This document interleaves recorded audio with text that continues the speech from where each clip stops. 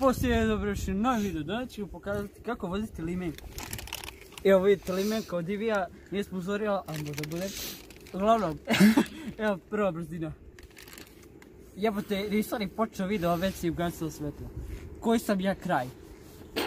Uglavnom idemo ovako, ljudi, pažljivo slušajte. Onda druga.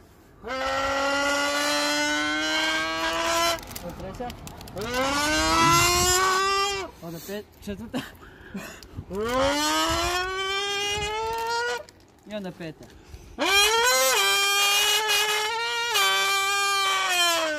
To kombinirano iz prve u petu.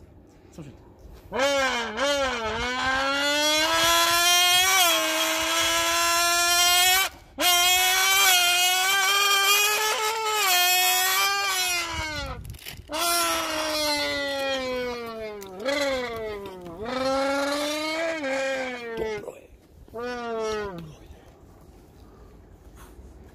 I to je bilo to od ovog videa. Ostavite like, subscribe, share i idemo sa sljedećim video.